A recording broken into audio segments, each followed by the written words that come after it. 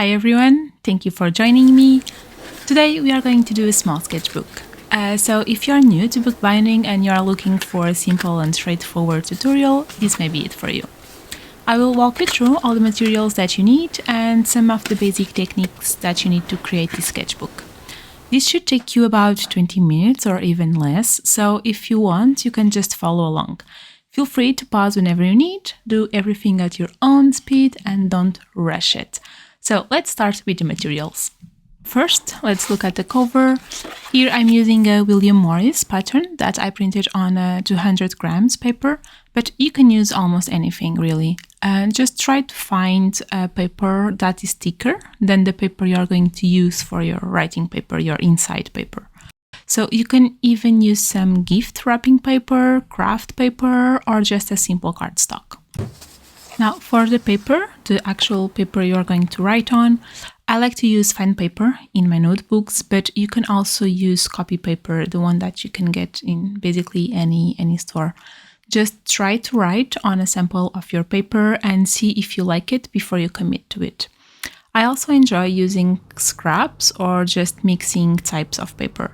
You can really experiment here. If this is your first project, just keep it simple and maybe just try with copy paper.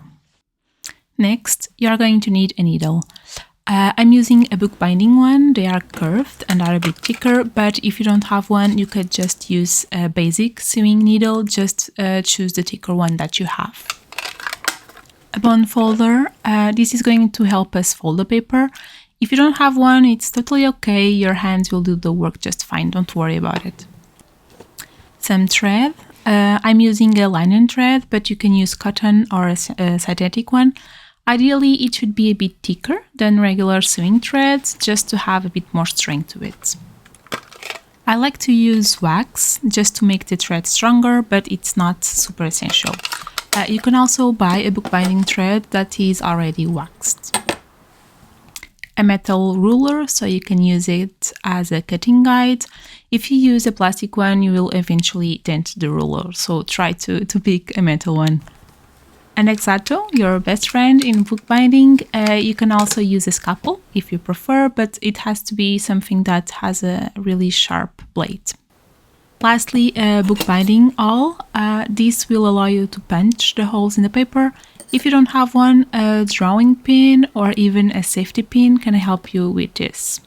I forgot to show it here, but having a large clip like the one on the screen will be super useful too. And that's it. This is everything you're going to need to make your sketchbook. So feel free to pause this video now and go gather all of your materials. So the first step is to decide the size of your sketchbook. Here I'm just cutting the margins of the paper and then I will be cutting the sheet in half. So an A4 sheet, this is similar to letter size if you are in the US, is going to make two different covers.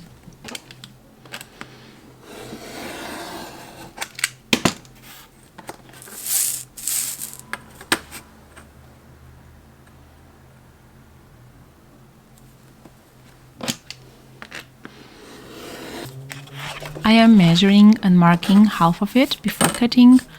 An advice, always double check your measures. It's super easy to make a mistake and we can't really uncut something. So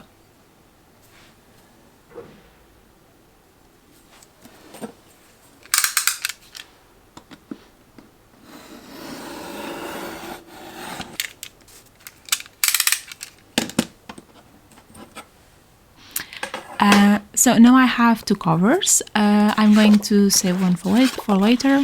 You don't need to make your sketchbook this size. Just remember that your inside paper should have the same measurements as your cover. My paper is already folded in half, so I'm going to use 10 sheets. This means that after folding, I will have 20 sheets, so 40 pages. You can make it with fewer pages, of course. I don't recommend going much above 40 pages with this simple binding method. If you are looking for some thick books, I will make some tutorials for them in the future. So now you can also fold your cover. Here I'm using the bone folder, but you can use your fingers just to press it. place the paper inside the cover. And since all of the edges of my paper are deckled and I want them to be straight, I am going to place the cover in the middle so I have space to cut all the paper edges. Now it's time to make the holes for sewing. I'm using an old book to help me do the holes, but you can just do them on a flat surface. Just make sure you have a cutting mat or a foam or other soft material below so you don't ruin your desk. I'll show you an example in a minute. Since my cover is smaller than my inside paper, I am putting it inside so I can see the true size of the sketchbook. You can use something to grab the pages just to make it easier, but it is okay if you just press them together. The holes will be in the middle of the sketchbooks where you fold the paper and the cover. So now punch a hole roughly in the middle. You can measure this if you want. And then 2 more holes, one on each side. Don't make them too close to the edge of the cover so you have space to cut it if you need to align something. I will just zoom a bit so you can see better.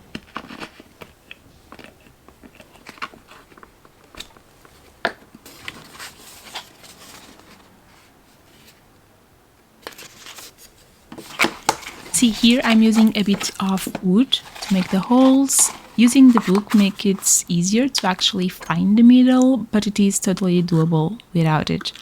If you are using paper that is not already folded, using a piece of wood or something like this, it is going to be much easier than using a book.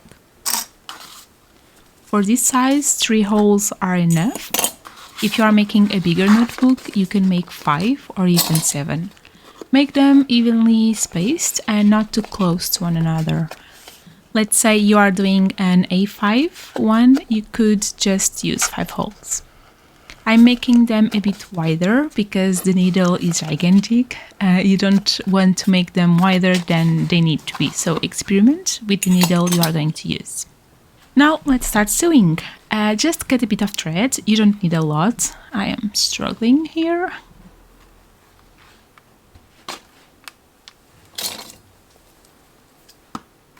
I'm going to use wax. You just move the thread through the wax a couple of times. But again, it is okay if you don't have any wax. This makes the thread stronger, but will be just fine without it. I have plenty of notebooks for personal use that don't have any wax, and I have never had any problems. So insert the thread in the needle and leave just a little tail, like that. You start from a hole in one end, it doesn't really matter which one, and you start from the inside of the book.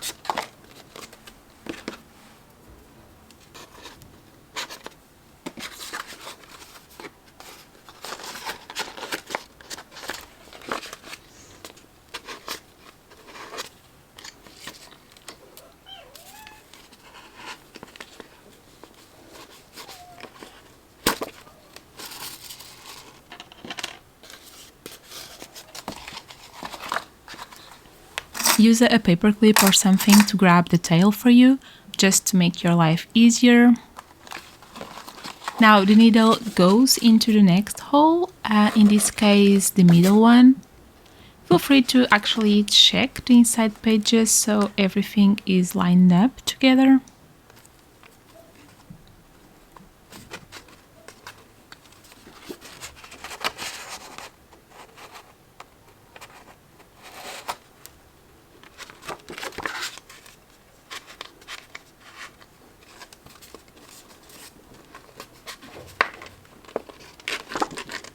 Just take your time to make sure everything is really tight. Here you want to pull the thread tight but not too much so you don't rip the pages. You will learn the perfect balance through experience.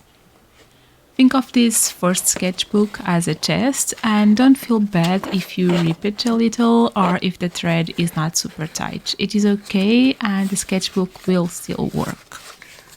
I have made a ton of funky ones and I have used them all, so they are all special in a way. Now go into the last hole. The needle is now on the outside. Last step, insert a needle through the middle hole again. You can be a bit more gentle than me. My needle is really thick, so I had to push it a bit.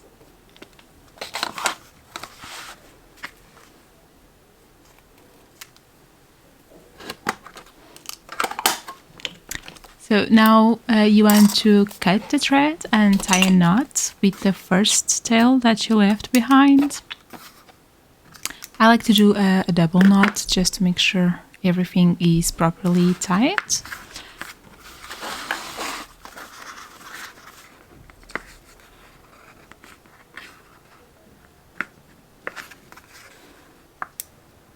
After that, you can just cut the remaining tails, and there you go. You have a perfectly sewn sketchbook.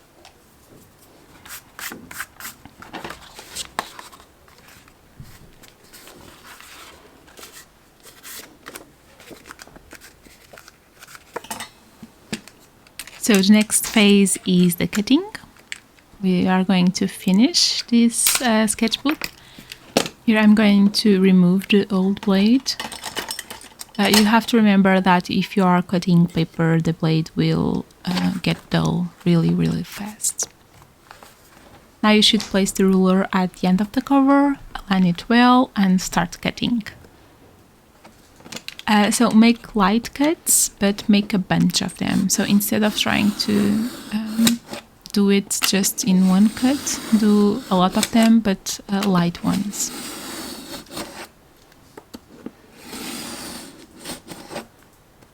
Yeah, you know, it's not it's super easy with a good blade and a metal ruler, of course. So now you just do the same thing to the other sides of the sketchbook. Start cutting from the spine. It is super easier to get a clean cut than if you start from the other side.